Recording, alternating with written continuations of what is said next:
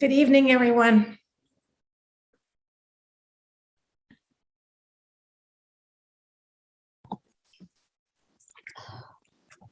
Let's see.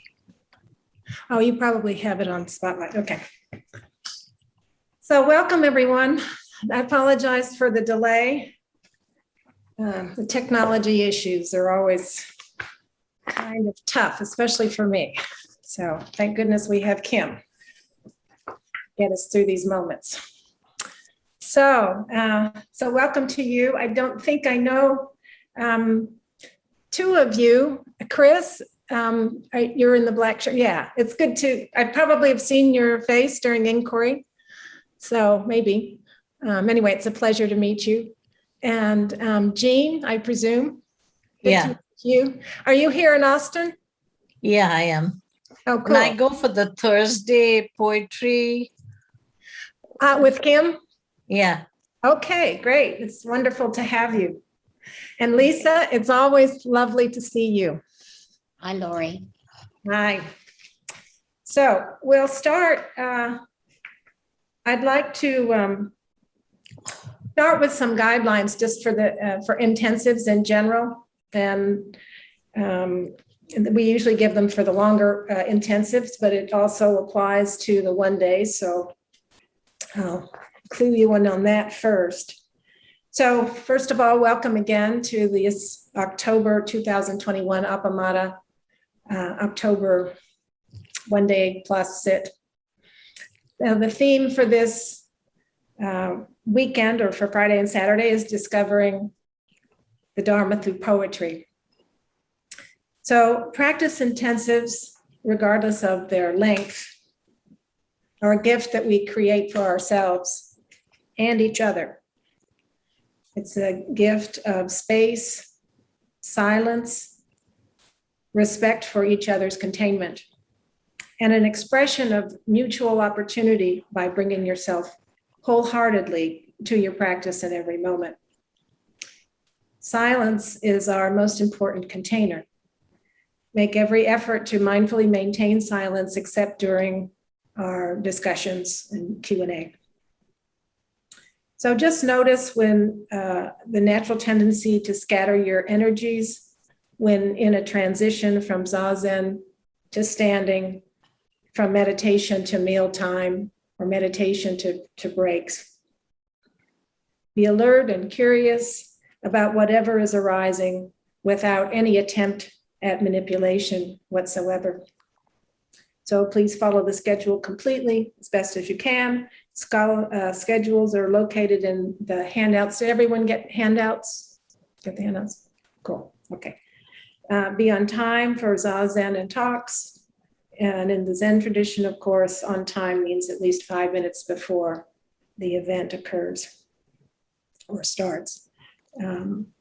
You can change out if you needed to change your seating arrangement from a chair to a cushion or what have you, feel free to do so during the breaks and kinhin. And you can go to use the restroom also during kinhin and during breaks.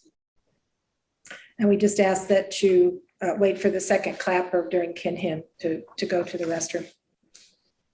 Intensives work by containing the energy we normally dissipate in our distractions and busyness. Allow yourself to be immersed in the silence and stillness here as much as possible. On Friday night or this evening, please maintain silence even with your roommates. Please avoid using computers, cell phones, televisions, or other devices during the time of the intensive, except for emergencies. When we take a break like this, we can notice our automatic and sometimes frantic clinging and habits of distraction. But this is the best way to fully experience this gift of time and space. If you have any questions during this tonight and tomorrow, if you're feeling ill or distressed, please either let me know, you can send me a private chat, or let Kim know and he'll let me know. So that's it for the guidelines. So tonight, what I'd like to do is to give some background information for what we'll be discussing tomorrow. I'd like to start with the subject of the Dharma. Then I'll provide some brief history of some of the more renowned Buddhist and secular poets that address the themes from Zen Buddhism with a few examples of those. So in talking about the Dharma, instead of just my talking about it in some fashion, I thought it would be much more interesting and fun to think about times when you might have had what I would call like a Dharmic or Nirvanic experience, because this whole intensive is about experience of the poetry, experience of the Dharma. And so what I mean when I'm talking about Dharmic experience or Nirvanic experiences, they're actually quite common. I think most people have them. And it's just like when you have a glimpse. For example, you may be looking at the stars or looking at the sky, and all of a sudden, the whole sky expands, or your sense of things just expands. Or you may be looking at something very close up. You're looking at a bee on a flower, and all of a sudden there's a certain expansion. So it's things like that. Or an experience in which all of a sudden you felt like you knew everything is interconnected. You felt like everybody and everything is interconnected. Have you guys ever had those kinds of experiences? Yeah, okay, good. I kind of thought so.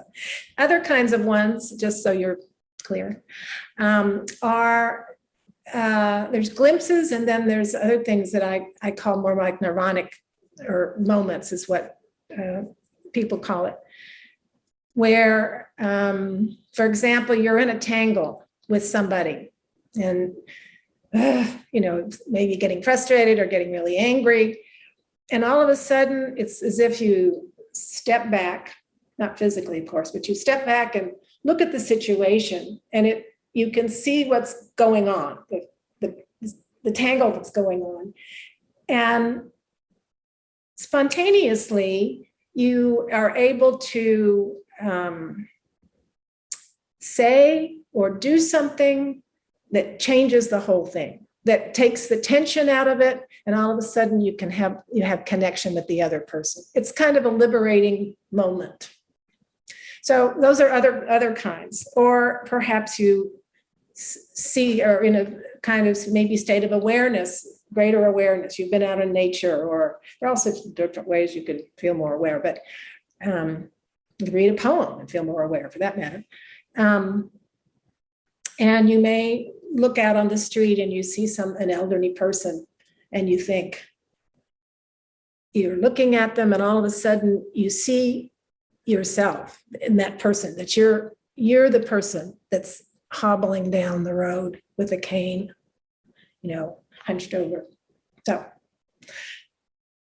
So, okay, you guys get a chance. If you'd like to share, I would be thrilled. I'm hoping that throughout this thing, we can share a lot about our experiences and stuff. So would anybody like to go first?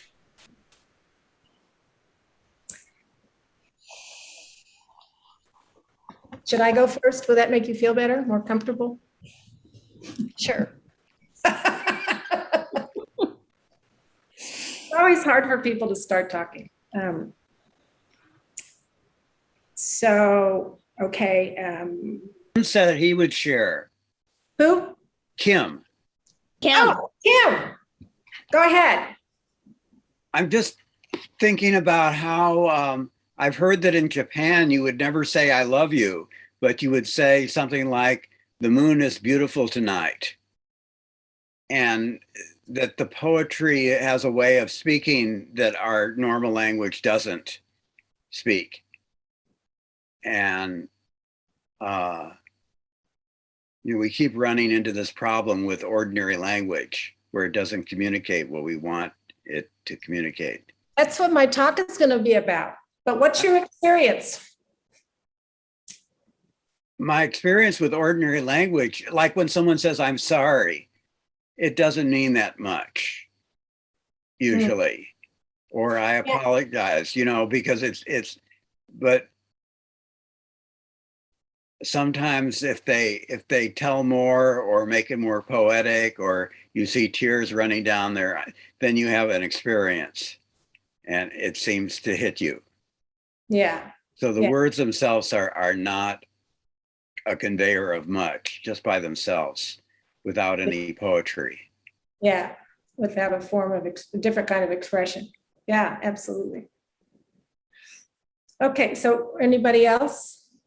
I sometimes experience like joy, like a high for no reason, just a high, like as if I'm like skimming, or I don't know, just real happiness. And mostly it's in connection with people, and maybe some other people are drinking. I haven't had a drink at all, but I'm the one that's the highest. But just that real profound joy. And I used to experience that, of course, as a child, but it's coming back to me. And then last few days, I experienced this real gentle happiness, really not connected with anything again, just there. And it almost made me question, because it was so powerful, but so not triggered by an event, not triggered by something happening. Yeah. I think that's wonderful. And that to me is it's a lot of what we're talking about. It's these gifts that are there, that are available to us if we're just able to be open to it, right? Yeah. And part of me wanted to shut it down. And I was like, and part of me said, no, I will stay with this experience and be present to it. And I don't care how long it lasts. It's not about how long, it's just to be present. Yeah. Yeah. Yeah. Presence is such a big factor in it all. I could see the tussle. That's really interesting. Yeah. We humans. Yeah. That's great. Thank you. I can go. Okay. I have this kind of, I spend a fair amount of time in what I would call kind of boundarylessness. And I've told Flint that I don't feel like I came to it honestly, because initially I thought it was from chemo. I've had lots and lots of chemo, but I don't think that's it, because I actually do feel it. So, but I don't have real concrete examples, but I have two that occur to me. And one just happened yesterday. One of my best friends from childhood on has a very dear friend who is dying. And I don't know this person who is dying. And she had just been with her. And I texted my friend and said, how is your friend? And she wrote back and said she was just leaving and driving home. And then she sent me a picture of the two of them together. And it was just this beautiful picture of these two women who love each other. And I started to cry, because it was that just kind of, here we all are. We're all going to go this way. It was just this boundarylessness between, this person that I love and this person that she loves. And there was just no boundary. And the other example was when a very dear friend of mine died. I spent the last night with her in hospice, and it was the same kind of peaceful feeling that was just, everything's okay. This is all as it should be.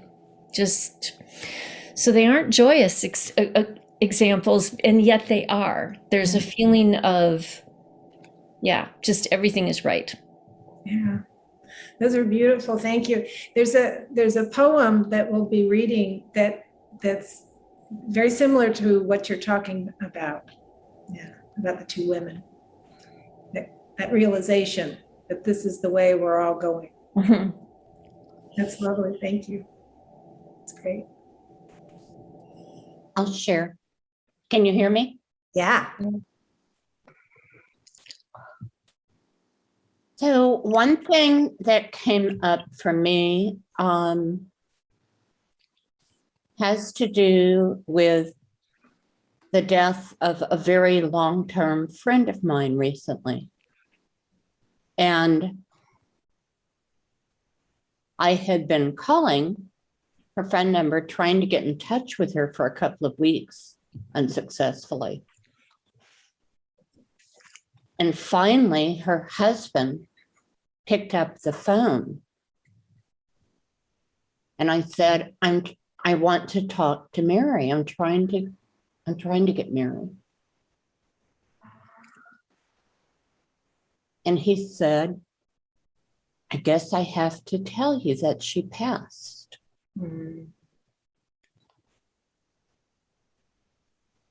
And those few words and that connection between us, it was as though a boulder were sinking into a clear pond. I mean, there was just this really ineffable sensation I had of gravity, maybe gravitas. I don't know. It was remarkable to me because of what the words carried, of not what my words carried, of my longing to talk to my friend, of what his words carried, of the weight of the phone, of not being able to answer that phone for 2 weeks after his wife died. And it's like everything else simply fell away. And that's all there was. Yeah. That's a really big shock, to say the least. Yeah.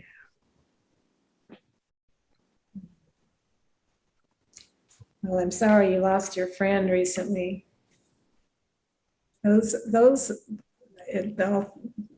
two of you were talking about death, and that's a big one. That's a big entry into the Dharma. There's a lot of discussion about that. And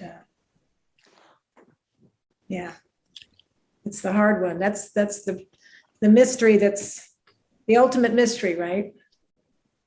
And so hard to bear, seemingly so hard to bear. So, okay, thank you for sharing. I really appreciate it. So, as I say, I've had similar things, and you all kind of said the same thing, and I kind of alluded to them in my examples. I've had situations of being and dealing, particularly with my mother. She's my biggest teacher, and for years and years and years. But this last year or two, there have been situations where I was able, thanks to practice, I was able to step back for a moment and then move into changing the situation and bringing connection between us. And it was, it was an amazing event. I didn't think that would ever happen. So you never know, right? You never know what's going to happen next. So these themes of our Dharmic experiences are precisely what's going to show up in certain kinds of poems, whether they're religious or secular. So there are glimpses of impermanence, expanded awareness, dissolving boundaries, non-separation, non-harming, loving awareness, just plain waking up. And as Kim said earlier, our normal linear logical language, while very useful, and succinct in communicating information, especially technological information, or just getting the point across. And information relating to what we call left brain topics falls far short when trying to discuss these more subtle topics, these more awe-inspiring subjects, such as questions of the heart, the wonder and beauty of nature, the mysteries of existence, and the experience of spiritual bliss. But all these topics fall into the domain of poetry, for sure. The genre which is in which grammatical rules are bent and artistic expression is the norm. It's just the perfect language for talking about these things. So this type of poetry can serve several functions. It can, poetry in poems, we can learn as spiritual practitioners in particular, exemplar behavior. So there's one poem, and it's in the packet. I think it's the first one. It's a haiku from Kobayashi Isa. And do you all find it, or somebody would like to read it? You have it handy. If you don't, I'll read it. I'm going to roll over. So please move, Cricket. I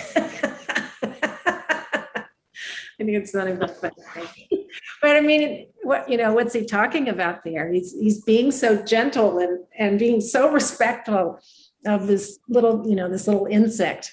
So it's a great little reminder. It's not admonishing you. It's not telling you to do it. It's just, it's kind of a suggestion, sort of, that we can take as spiritual and say, that's would be a nice way to be. And then the poems about awareness are often written by someone who's really observing something closely. If you're observing something closely, you're probably in a heightened sense of awareness yourself. And if you get into a poem like that, you start reading it carefully, you too become more aware. You become heightened, have a heightened awareness. So, and then just generally in our spiritual practice, if we drop the usual way of engaging with poems, that is worrying about what it means or trying to figure it out, and getting stuck on lines and words we don't understand, and we just simply notice and appreciate the poem, what it's doing and how we feel and what the sensations are. Similarly to, and I'll say this again tomorrow, similarly to when we're sitting in meditation, we are paying attention to the sensations that we have and what's going on with our body. It's the same thing here with the poems. If we pay attention to that and don't even worry about meaning, trying to figure it out, then we can actually experience the poem, which can be very rich and rewarding and can also be a way into the Dharma. So poetry is a form of expression that has been used in Buddhism since the time of the Buddha. The Buddha is the first disciple, the earliest disciples. And from the beginning, it has served as a vehicle for expressing the Dharma, and then the Dharma in turn has been a source of inspiration for the poetry.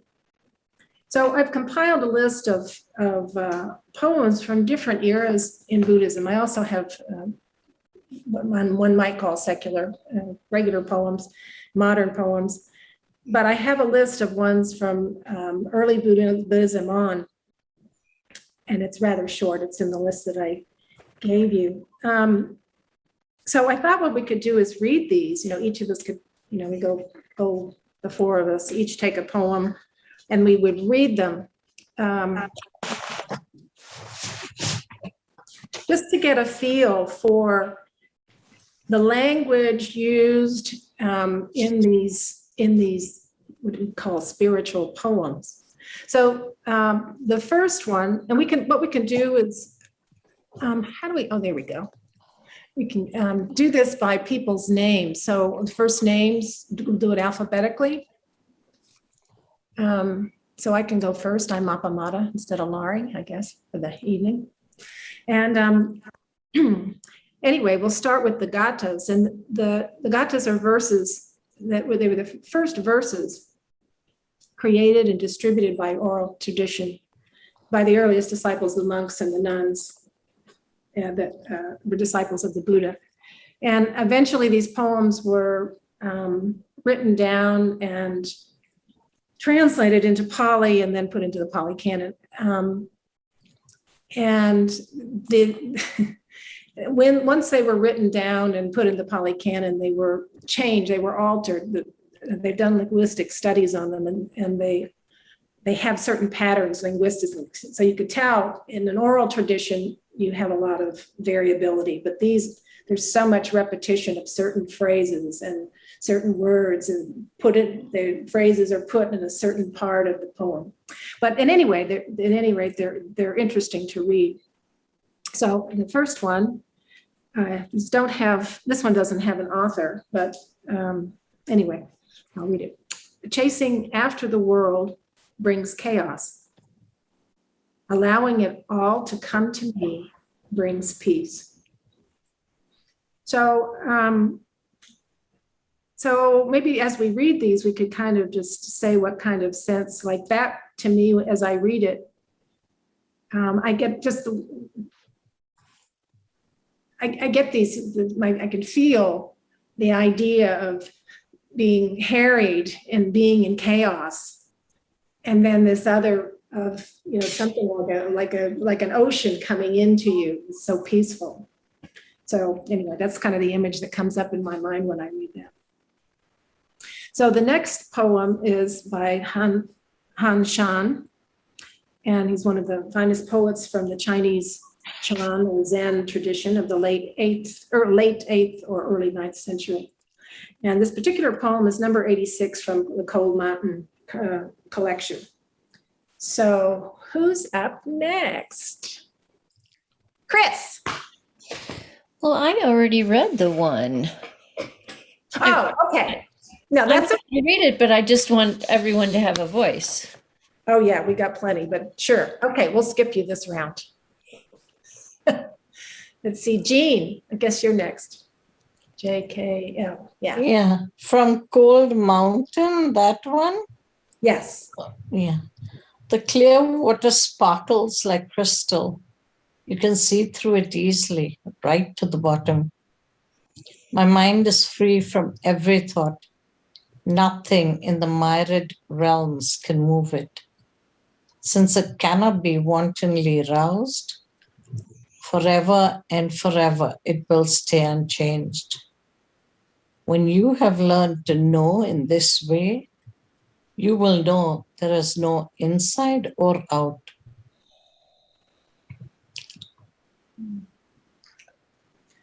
So did you get any sense, any sensation? We don't care about meaning right now. Did you have any sense at all from reading it? Like wanting a glimpse of that? Mm-hmm. Yeah. Yeah. That's nice. It seemed so far away. Mm.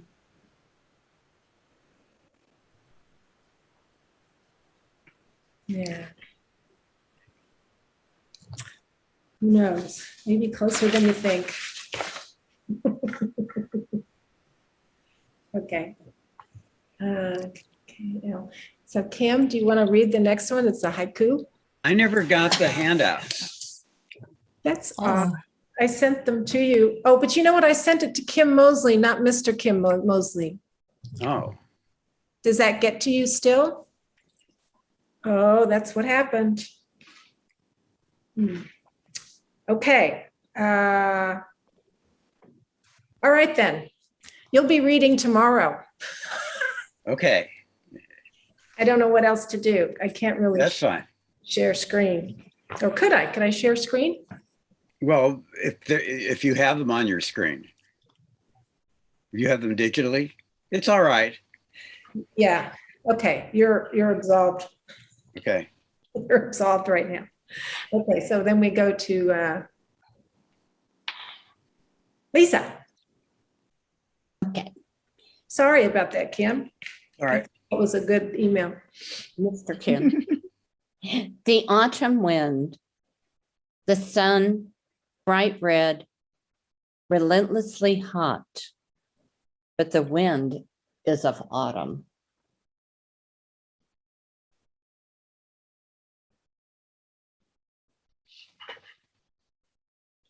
That is truly mysterious.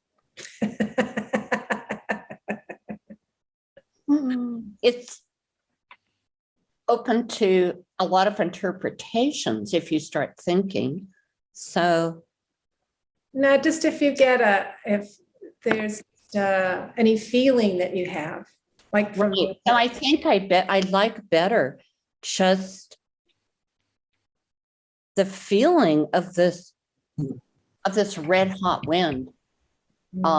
Even though that's not quite the poem set, what the poem says, it's the feeling that of autumn colors. It's a feeling of fiery red leaves, and it's very contradictory, a feeling of contradiction within me.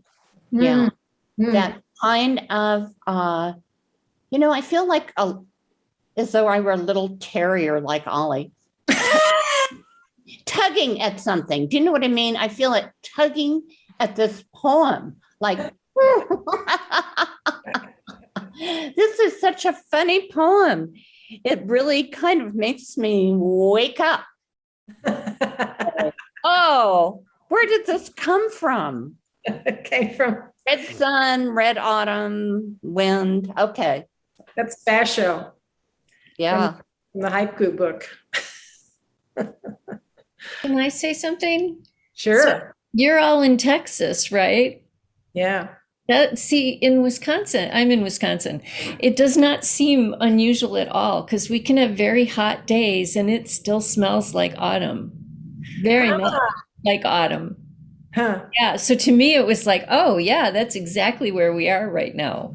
We've had very warm temperatures, but it smells like autumn. The wind is just very much carrying, hummus smelling and Yeah. things decay. Yeah. That's Actually, great. Chris, I'm in Portland, Oregon. Just say you want to mention me in Texas. Well, so yeah, and you have fall there too. Yeah. Yeah, well, that's great. Both is great. Okay, so then we have the next one. It's Ryokan. He's one of my favorite Buddhist poets. He's a Soto Zen hermit, and he was around from 1758 to 1831. And a lot of his poems are, just for background, so he lived up in the mountains, and he dies at a hermitage all by himself. And most of the time he spends alone. So a lot of his stuff is about that loneliness. He will say, mainly the gist of the poems are, not all of them, but a lot of them are about, oh, so-and-so didn't come to visit me, and I haven't. So he's alone all the time. I mean, he's not complaining about it. He's just talking about it. So it's really interesting stuff. Anyway, this one. The wind has settled. The blossoms have fallen. Birds sing. The mountains grow dark. This is the wondrous power of Buddhism.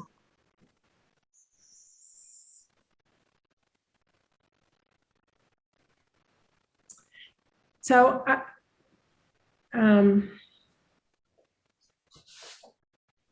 what I kind of got out of this was, well, first, I love the imagery. It's like, the wind has been blowing, so all the blossoms have fallen off.